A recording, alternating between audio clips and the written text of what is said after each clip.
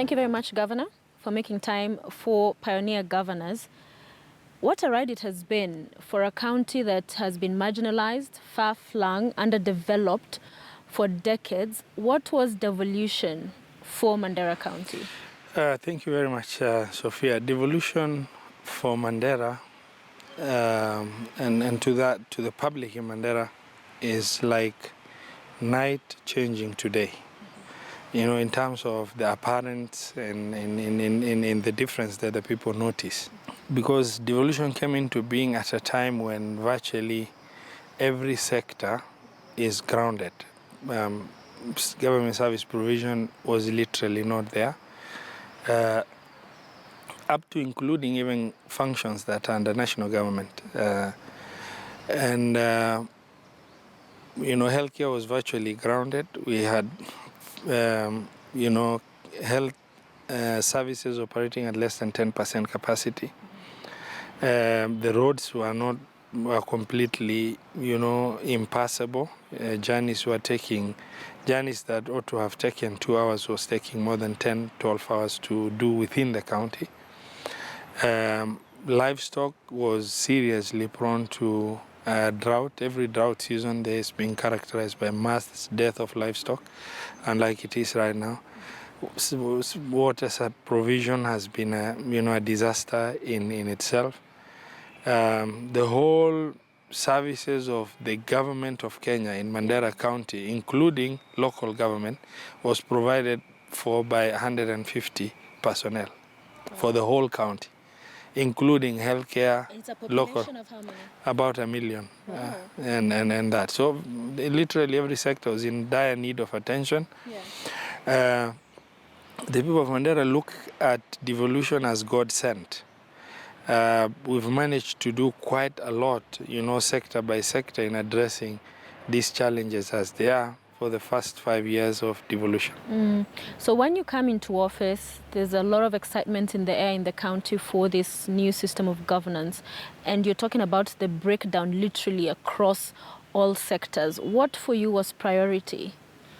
Actually, virtually every sector was, in dire need of attention because there was nothing going on. For us, primary sector of attention was healthcare sector, roads, and water and livestock. And this we gave a lot of effort, and agriculture, but agriculture we put maximum energy on where there were low-hanging fruits, production along River Dawa, which virtually all the farms were taken over by Madenge plants, before the county government came to being. If I just mention but a few, the healthcare sector we inherited by name and largely one room and semi-permanent structures, largely 52 health facilities, out of which about 10% were operational at less than 10% capacity. We had only 152, personnel in general, and largely unskilled. And we inherited the worst performing county in terms of maternal health. Mandera recorded the world worst maternal mortality rate at 3,795 deaths per 100,000 live births. So what we did is initially commence in turning around, the healthcare sector performance by operationalizing these, as, minute as they were, trying to operationalize those health centers by making sure at least there are some services, of course, not optimally. And then we increased the capacities of the health facilities. We constructed more than 62 new health facilities, and upgraded Mandera Referral Hospital, Elwak Referral Hospital, and then Lafe, Banisa, we've added facilities. Ramu, we did the same. Takaba, we've also added facilities in order to make sure the sub-county hospitals had better referring capacity from the interior. We were also at the same time faced with a lot of challenges. That's when the bus attack happened, where 28 medical and teachers were killed, and later 36 quarry workers were killed around the same time. So of course, while we are really struggling to improve healthcare service provision, there was mass exodus of professionals. And my next challenge was to find a way we can really make employment in Mandera a bit more attractive, to get our medical personnel, numbers higher. And we managed to work over it. We sponsored quite a number of students, and we gave most personnel one job group higher than what was being offered in the market in order to make sure we get. And within the first 3 years, we were able to get our numbers increased by almost 530%, from 152 to about 833. And now the numbers are still increasing. I don't have the accurate number right now, but I'm sure we must be nearly 900 plus number. And of course, there was no medical referral system. There were no ambulances at all. Most of the deaths were happening as a result of lack of skilled birth attendants and also improper medical referrals. Okay. So when we saw the medical equipment services, the government saying this is what they want to engage with the counties on, and of course there was some controversy around that. Was this a system, this equipment, did they get to Mandera? Have they been helpful? Have they been operational? They have. I mean, we were among the counties that received the medical equipment last. As usual, because of So there's still that mentality absolutely. even now. I mean, I want to say Mandera iko mbali. I have never known how deliberate marginalization was up until I became a governor. Of course, the Constitution of Kenya 2010 has changed a lot, with devolution here. We are struggling, but there's a lot of difference right now in terms of the planning. But even then, all the time, you find that, priority to take something to Mandera or remember Mandera or even some intervention or any program used to be, tertiary consideration after primary and secondary considerations have already been done because of that tag of insecurity, one. Two, also because it was a forgotten zone. It never appeared in the maps or the budgets of national ministries before. So we received the medical equipments much later. However, better late than never. They were extremely helpful, extremely helpful. Worthwhile, investment. So you have the professionals yes, we've managed to build our capacity right now. And nothing to be proud of, but we've managed to get, over 95% of our workforce as locals. So less susceptible to terror shocks as it happened before. Now we have incidences of insecurity are happening. Of course, the frequency has drastically reduced. The severity has also reduced, but nevertheless, we still have certain level of risk. Staying with health, the Cuban doctors, we're speaking at a time they've been given the green light by the courts to begin operations here and working in Kenya. Will you be getting any, do you know? Well, each of the 47 counties are getting one doctors. Okay. In some of the counties, they've managed to get 2. Mandera will get 1. General physician, not so not a specialty, really. And that is what we are in dire need of, the special field, gynecologists, cardiologists, and we weren't able to get. But generally, this is the cadre that came, and we have. But they have come, and it's a good beginning, because when we started devolution, we only had 1 medical doctor. Now we have 31 in the county. From 1 to 31 is a huge difference. Our next challenge is a specialist cadre, and that we are also doing deliberate investment where we are giving study leaves to some of our local doctors to go and do specialized field.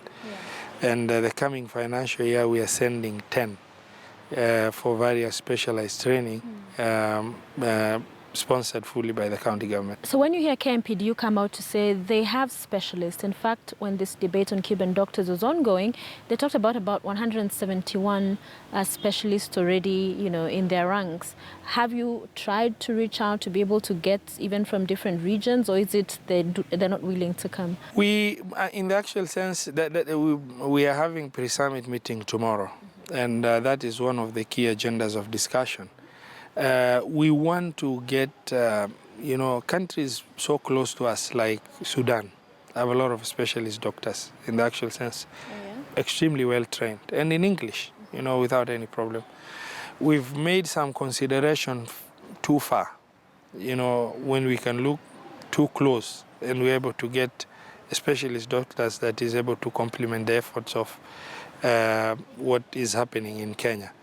Of course, it's not the intention of any government to, bridge your, workforce by using external doctors. I mean, if need be, Kenya needs to invest, even if it means sponsoring as many medical doctors as possible in order to make sure that we do. Now that health services is devolved, county government must inevitably take up in making sure that all specialized cadre that is required, if need to be sponsored by county governments to make sure that we have. And for Mandera, because we don't have a choice, we can attract specialized cadre. Cardiologists will not come and work for us, who are well accomplished when they can have fantastic life in Nairobi and its environs to do it. So we've got to sponsor our own and be able to bond them for X period of time before they can move, and we keep sponsoring. We increase the supplies in the market so that it outweighs the demand, and that will create some stability in terms of a point of equilibrium where we'll be able to say there's a lot more on the supply side and less demand, and hence then the stability in terms of movement of doctors out of the county will be reduced. So finally, on healthcare, maternal mortality has reduced and there's now free maternal health care. But other than the residents of Mandera, the neighboring countries, Ethiopia, also are coming in and are getting the same service, isn't it? Yes. It's our, community of nations responsibility will always be there. Mandera is the biggest town in a radius of about 400 to 500 kilometers all around. We closely border with Somalia and Ethiopia, and we so close that it's less than half a kilometer. You will be in Bulahawa, which is a district, a very big district in Somalia, disadvantaged in terms of capacity to serve their population. Right across River Dawa, which is a kilometer away from the Mandera Referral Hospital. Across the river is Suftu town, which is also a big settlement in Ethiopia. So we do get, and this is not only in Mandera, limited to Mandera, Ramu, which is a sub-county. We have Sade, which is another town of Ethiopia right across the river. In Banisa, similarly, we have the same challenge because we have about 360 kilometer borderline with Ethiopia and a similar distance borderline with Somalia. So they are villages and they do come seeking medical services. We allow them to get medical help. And if you went to Mandera Referral Hospital, for example, at any given time, more than 40 to 50% of the inpatients we have will be people from across the border. And unfortunately, it's impossible to turn them away. It's impossible to turn a sick person who has come to a general hospital on the basis of the fact that he is not a citizen of this country. So we feel obligated to help because once Somalia stabilizes and their systems become okay, everyone will love to be within their country. Nobody will want to cross to go to another border. Just like yourself and myself, we're comfortable where we are, and this is where we are born. But that does not compromise service delivery, healthcare. It does to the to locals? some extent. It does to some extent, because the pressure on the existing resources become immense. And, we will use double or triple the medical commodities that we will have used otherwise. We will need more medical personnel to attend to higher population of patients. We always have outbreaks across that make into our area, and because of the socioeconomic relationship of the population. So we do bear a huge burden. We openly discuss it. The government of Kenya knows about it. The international community knows about it. And it's just,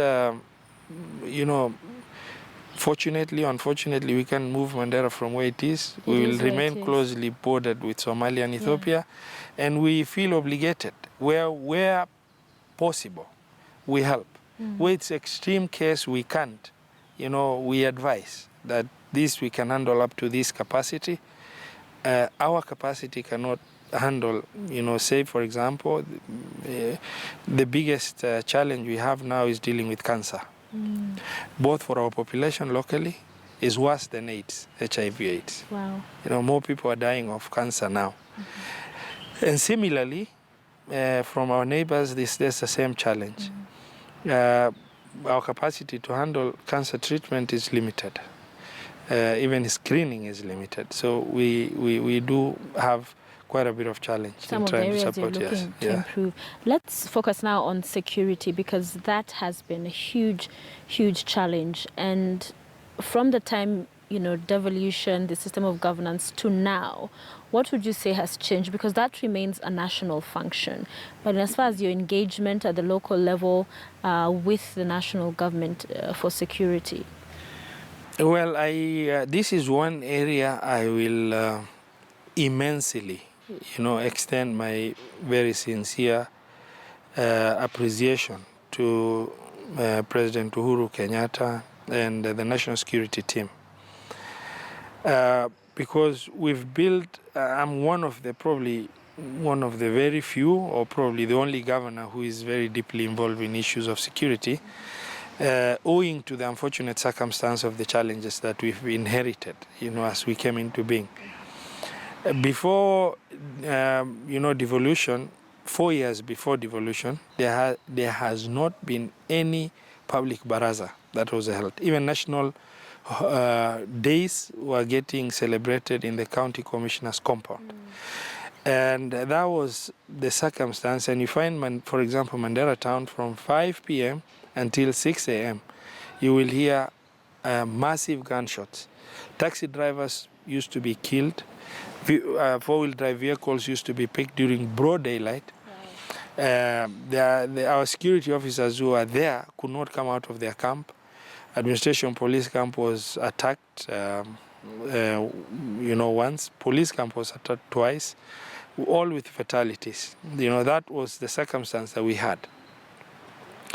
When devolution came into being, one of the key challenges we started seeing is we cannot do devolution without doing something about security. Of course, the Mandera was so detached from Nairobi, such that the radical preachings of terror organizations inside Somalia was finding sympathy in Mandera, because people associated more closely. The closest resemblance of life, including food, commodities, clothing, everything, was coming from Somalia. And the government of Kenya had forgotten that area generally. And the security team that was sent there before, they were only busy saying, you should not die here. Just try and get what you can get, finish your term and go back. So we engaged the county commissioner, Michael Telal, who was there before, extremely receptive of wanting to work together. And we tried to get the National Police Reserve organized, because they were just guns for hire, and the National Police Service was not in control of KPR. When I went to Mandera, actually, during campaigns before the 2013 general election, I could ask for 10 home guards and pay them money without any approval from anyone. So we said, these are government guns. These are security they should help in enhancing security. So I made a decision that we pay them 10,000 shilling per month because they never got any income from the government. And we bought patrol vehicles and hired some. We help organize them back so that proper stock of, every ammunition, uniform, and the officers themselves were taken in record by National Police Service. And we zoned the town into different parts. And we said, if the regular police officers and administration officers cannot come out, then let's try the local National Police Reserve team. And it worked very well. For 6 months, we had no incident in Mandera town, because of night patrols. Yeah. Later, of course, we've had a bit of challenge with communication, and then these terror cells studied their patterns. A few successful attacks happened. And it boosted the morale of non-local security staff there. Then they joined the patrols. And during this time, my office was attacked 3 times. The land registry office was burnt down. The governor's office was, rocket-propelled grenade was thrown at the governor's office. It hit the wall and shattered all the windows, and that was at night. Nobody was there, so no one was injured. A few IED explosions happened in town while my convoy was passing, and by grace of God, light injuries and a bit of minor damage to the vehicles, those ones. But we engaged very closely with the president and the national security team, and a number of interventions happened in Mandera town, and in huge capacity, whether it's logistic, in terms of personnel, in terms of equipment and machinery, in terms of weapons. What about sharing of information from the local? We still have a bit of challenge. We started having, because the president was too willing to give every input there that he could give. And later also border securitization program came in. And from Mandera town, 2013, 14 and 15, Mandera suffered 9 terror incidences on average per month. From 9 terror incidences, 2016, 17, 18 to 0 in Mandera town. So of course, for Mandera town, the frequency of occurrence has nearly zeroed, and that has helped in stabilizing Mandera town. The border securitization program has immensely helped, because before they used to walk from Bulaha, which was a half a kilometer away, attack and walk back. But now then there's this obstruction, then that is no longer possible. But then it transferred a bit now to the road along the border, so with IED attacks. And this way I got attacked twice, where I lost, in total 8 of my security officers in 2 different incidences.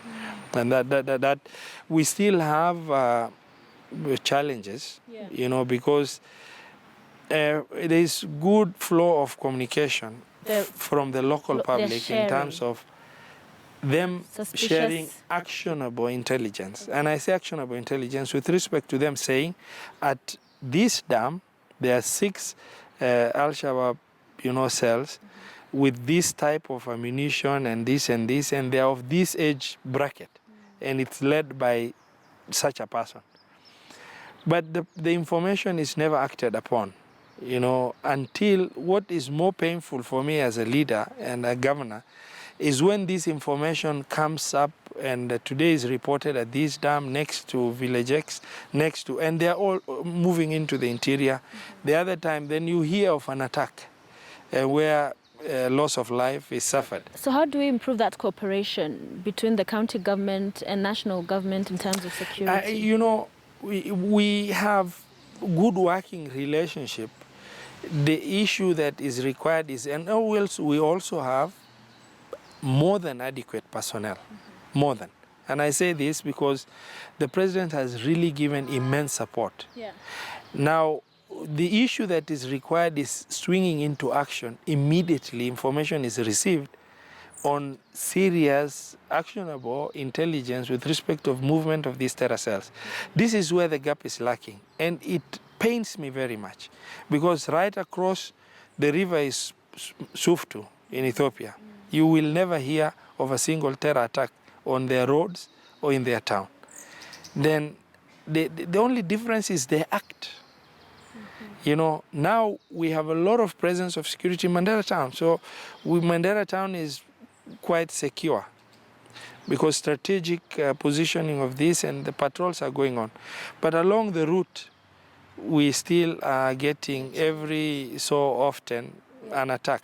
You know? Yeah, in respect still to security locally with the communities and the clans, sometimes disputes here and there, is there a concern that you have with that as well? Absolutely not. Actually, you know, if you hear the northeastern part of interclan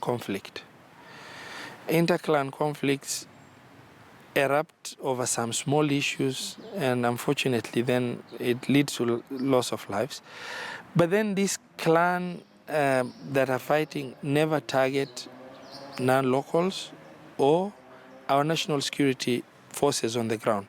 You will hear them maybe attacking each other because of a problem, but they never attack. You will never hear a security office having been attacked locally by anyone.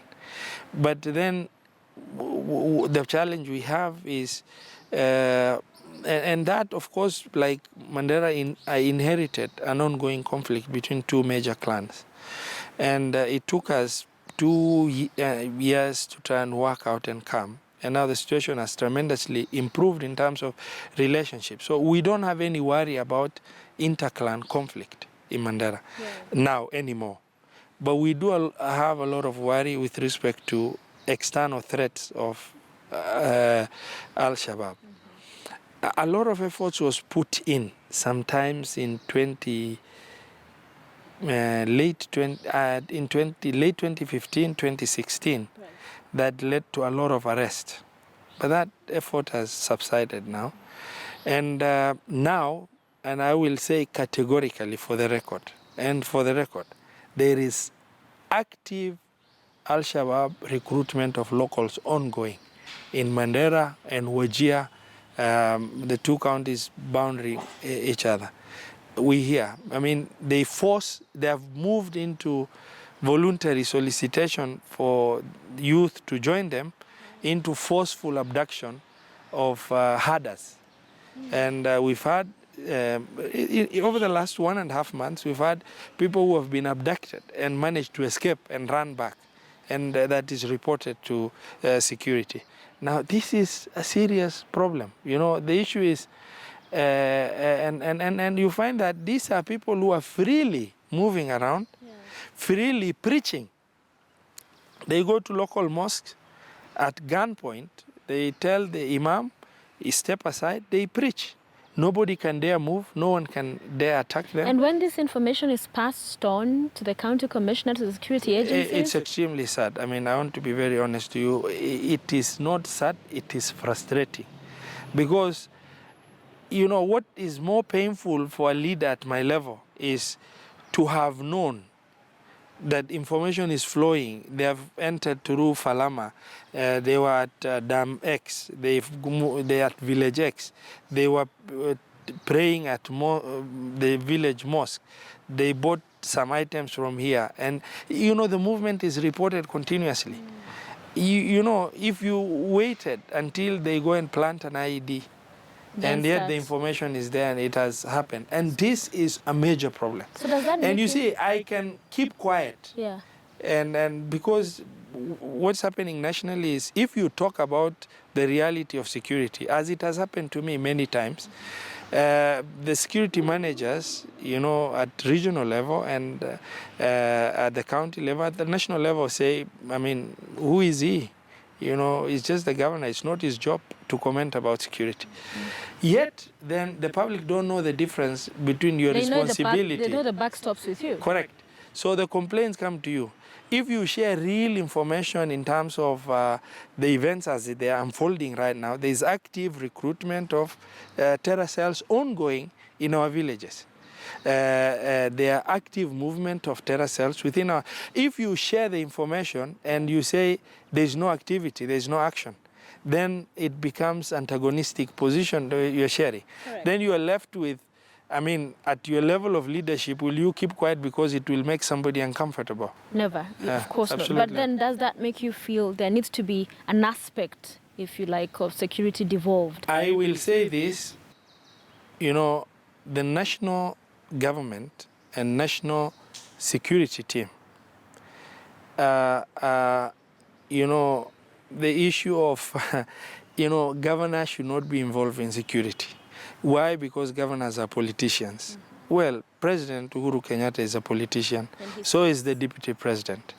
And they're elected, just like governors are elected. And virtually in every devolved unit across the globe, you know, the regional leaders have certain aspects of security that they control. I don't want to jump the gun, but I will say inevitably, at some point in the future, it will be impossible not to involve regional governments in aspects of security management.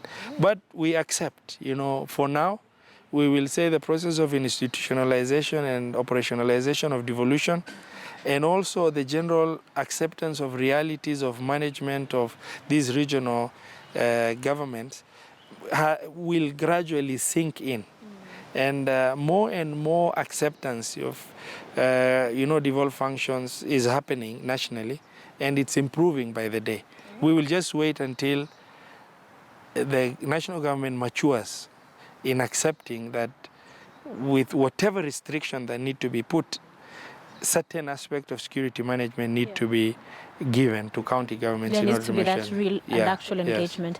You're watching Pioneer Governors. We're going to take a quick, short break. We'll be right back after this.